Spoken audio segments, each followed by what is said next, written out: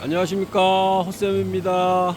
우리 호박님들 2025년 힘차게 시작하셨죠? 호박님들 모두 건강하시고 행복한 한 해 되시기를 기원합니다. 올 겨울에는 겨울나무 공부를 좀 해볼까 해요. 수피 공부도 좀 하고 겨울눈 공부도 좀 하면서 겨울에도 우리가 식물 공부를 계속 이어나가도록 하겠습니다. 겨울나무를 어떻게 구분하는 것이 좋은지 우리 눈에 띄는 나무들을 대상으로 한번 하나하나 살펴보도록 할게요.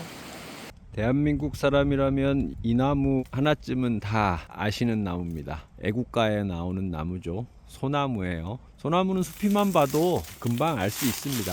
철갑을 두른 것 같은 이런 수피가 매우 특징적이어서 수피만 봐도 대부분 금방 알아볼 수 있는 나무가 소나무예요. 그리고 줄기 위쪽으로 쭉 올라가면 저렇게 붉은색을 띠는 줄기가 또 특징이기도 하죠. 그래서 이 소나무를 적송이라고도 부릅니다. 소나무가 철갑을 두른 듯한 수피를 가지는 이유는 이 수피를 탈락시키지 않고 계속 켜켜이 쌓아놓기 때문이에요. 소나무는 안쪽에서 목재만 1년에 한 칸씩 만들어내는 게 아니라 이 수피도 코르크 형성층이라고 하는 게 있어서 바깥쪽으로 계속 한 켜씩 한 켜씩 쌓아 나가거든요. 그래서 지금 여기 보시면 이 소나무 숲이 꽤 두껍죠. 요 한 켜 한 켜가 1년에 하나씩 쌓아둔 거예요.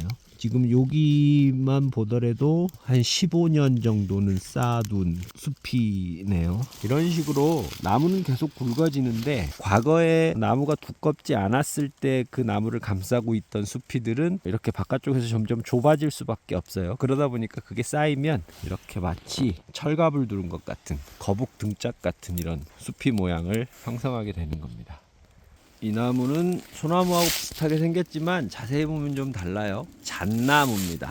얼핏 보면 소나무하고 비슷한 그런 수피를 가진 것 같지만 잣나무는 나이가 들어도 소나무같이 그렇게 철갑을 두른 것 같은 그런 수피는 찾아볼 수가 없어요. 소나무는 수피를 빨리빨리 떨구지 않고 켜켜이 쌓아놓는 반면 이 잣나무는 굉장히 빨리 탈락을 시키거든요. 그러다 보니까 나무가 굵어져도 소나무처럼 그렇게 철갑을 두른 것 같은 거북 등짝 같은 그런 모습의 수피를 볼 수는 없어요. 그래서 수피만 봐도 잣나무하고 소나무를 잎 개수를 세보지 않아도 구분할 수 있습니다.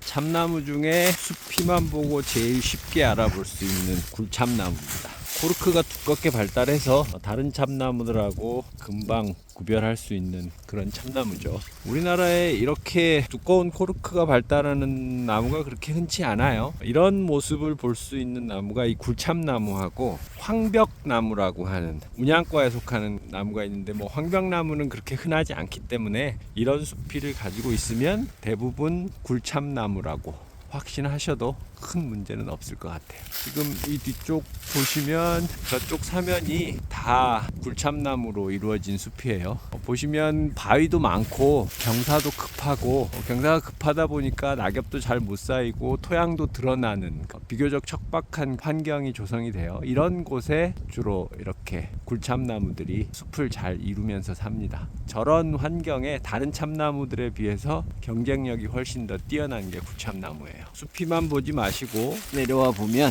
낙엽들이 잔뜩 쌓여 있죠. 그 낙엽 중에 분명히 굴참나무 잎이 있습니다. 보시면 굴참나무 잎이죠. 좁고 뒷면이 하얗습니다.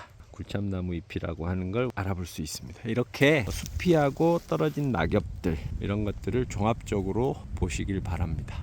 참나무를 대표하는 신갈나무 수피는 이렇게 생겼습니다. 신갈나무 수피는 저렇게 단단한 느낌이고요. 그리고 반짝이는 부분이 신갈나무 수피의 모습이에요. 그런데 이 모습이 졸참나무하고 굉장히 비슷한 모습을 보여주거든요.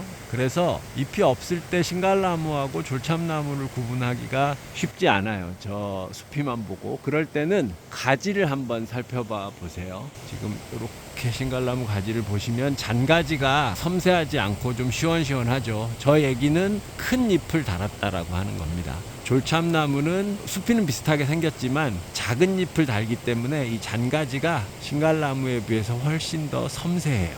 그런 것들을 가지고 신갈나무하고 졸참나무를 구분할 수 있어요.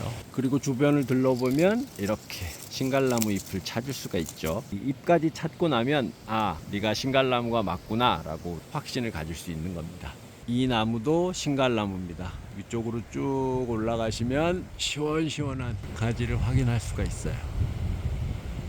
참나무 종류 중에 졸참나무예요. 숲이만 보면 신갈나무하고 정말 비슷하게 생겼죠. 단단하고 반짝거리는 부분이 신갈나무하고 정말 비슷한데, 저 위쪽에 잔가지를 한번 보시면 신갈나무가 시원시원한 잔가지를 가지는 것에 비해서 졸참나무는 좀 더 섬세한 잔가지 모습을 보여주고 있어요. 잎이 작으면 잔가지도 섬세합니다. 잎이 크면 잔가지도 시원시원하고요. 그리고 나서 땅바닥에 떨어진 낙엽들을 보면 이렇게 졸참 잎들이 주변에 잔뜩 떨어져 있는 모습들을 확인할 수 있습니다.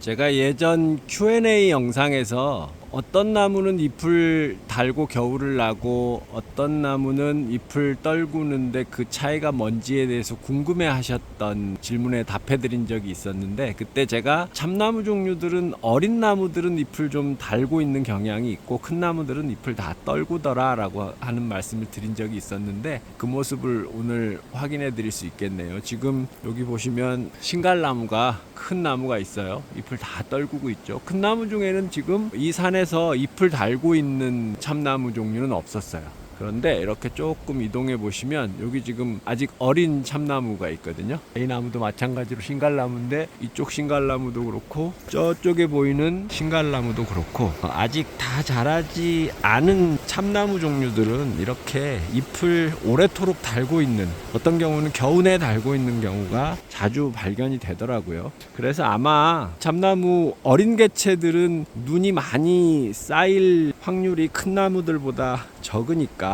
보온을 위해서 잎을 달고 있을 수도 있겠다 라는 생각을 해보게 됩니다. 이 앞에 보이는 나무들은 굴참나무네요. 굴참나무도 이렇게 어린 개체에서는 잎을 떨구지 않고 달고 있는 현상을 발견할 수가 있습니다.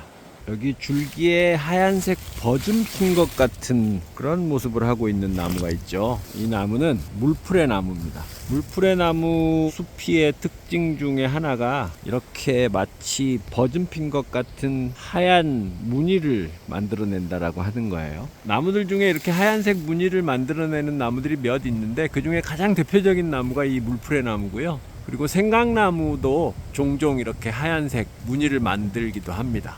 그리고 물풀의 나무는 위쪽 가지를 보시면 가지가 시원시원하게 뻗어 있죠. 물풀의 나무는 목엽을 만들기 때문에 잎 하나가 굉장히 크거든요. 그래서 그 잎이 떨어지고 나면 가지는 저렇게 시원시원한 모습을 보여줍니다. 어떤 나무의 가지가 가지 개수가 얼마 안 되고 저렇게 시원시원하게 뻗어 있다라고 하면 그 나무는 물풀의 나무처럼 큰 복엽을 가지거나 아니면 단엽을 가지더라도 오동나무처럼 큰 잎을 가진다라고 그렇게 우리가 상상할 수 있어요.